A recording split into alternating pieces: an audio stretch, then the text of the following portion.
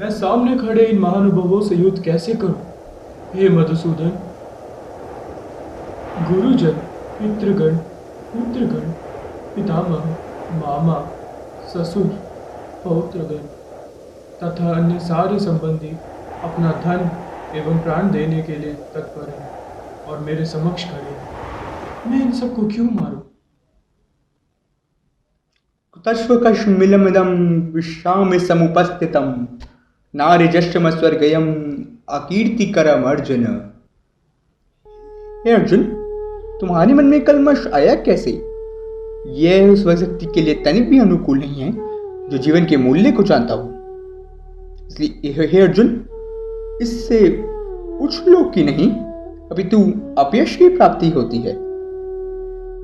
अशोचानन वशोच स्वाम प्राजना वेदांश च भाष्य गता शुंच नानुशोचंति पंडिता।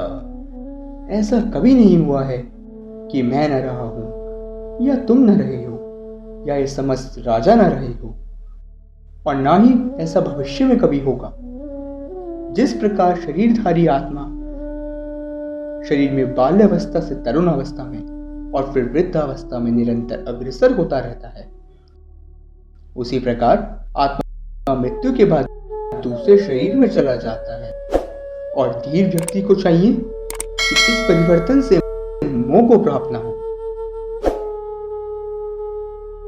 हे कुंती पुत्र, सुख तथा दुख क्षणिक उदय तथा कालक्रम में उनका अंतर्धान होना सर्दी तथा गर्मी की ऋतुओं के आने जाने के समान है, और धीर व्यक्ति को चाहिए कि उनका सामना करना सीखे। इसलिए हे अर्जुन, क्षत्रिय का सबसे बड़ा धर्म है धर्म के लिए युद्ध करना। आलस्य से रहित होकर तथा मेरे ज्ञान से युक्त होकर खड़े हो जाओ और युद्ध करो। हे कृष्ण, कृपा करके मुझे निश्चित रूप से बताएं कि कर्म त्यागना और फिर भक्ति पूर्वक कर्म करना, इन दोनों में क्या अधिक लाभप्रद है?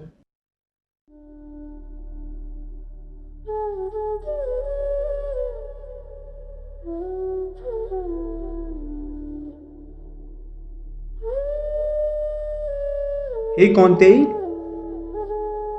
भक्ति में कर्म और कर्म का परित्याग दोनों ही उत्तम है, परंतु दोनों में से श्रेष्ठ है भक्ति में कर्म। योगी नाम अपि सर्वेनाम मद्गतेनंतर आत्मना।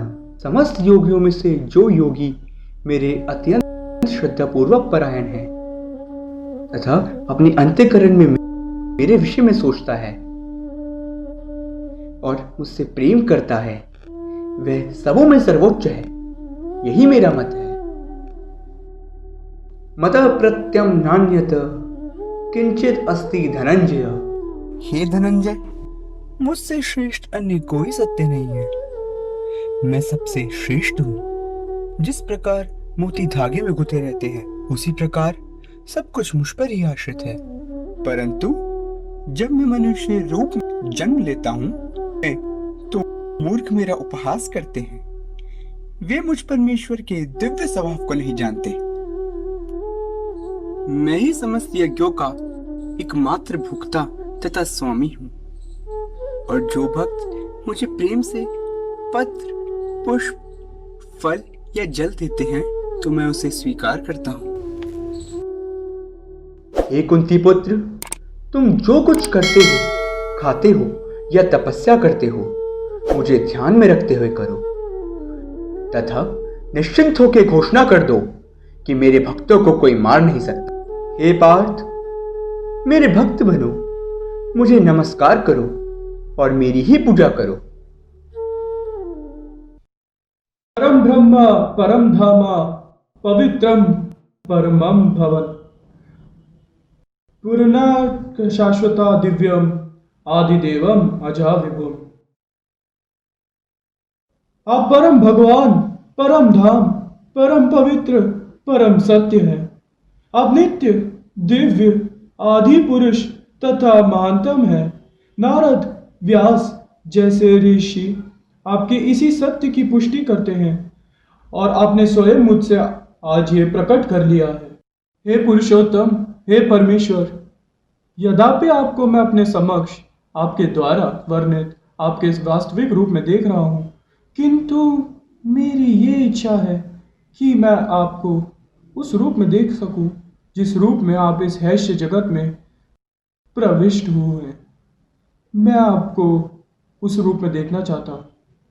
हे अर्जुन, हे पार्थ, तुम मेरे ऐश्वर्य को और सैकड़ों हजारों रूपों को देखो, किंतु तुम मुझे अपनी आंखों से नहीं देख सकते, इसलिए मैं तुम्हें दिव्य दृष्टि दे रहा हूं। अब मेरे रोग ऐश्वर्य को देखो।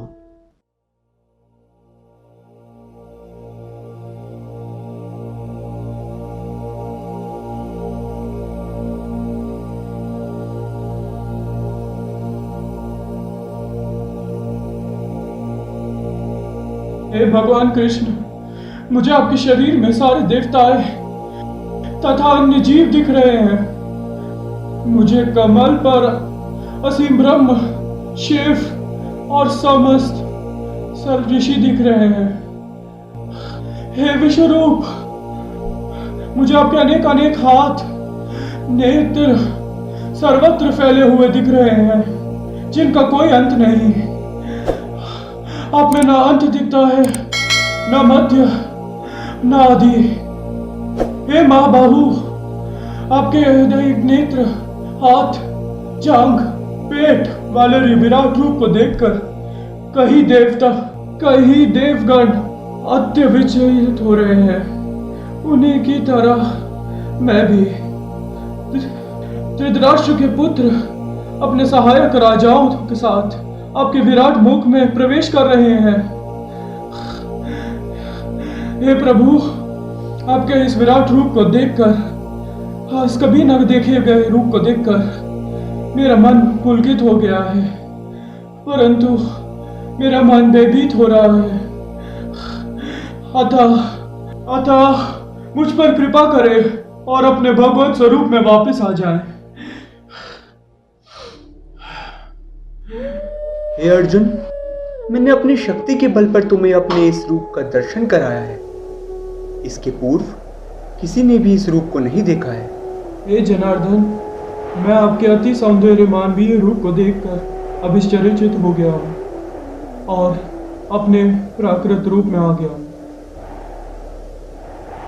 हे अर्जुन, जिस रूप का मैंने तुम्हें अभी दर्शन कराया, उसे देख पाना अत्यंत दुष्कर है, और देवता भी इस रूप के दर्शन के लिए उत्सुक रहते हैं। हे कृष्ण, हे अच्युत, अब मेरा मोह दूर हो गया है। आपके अनुग्रह से अब मैं दृढ़ हूँ और आपके आदेश अनुसार कर्म करने के लिए उद्यत हूँ।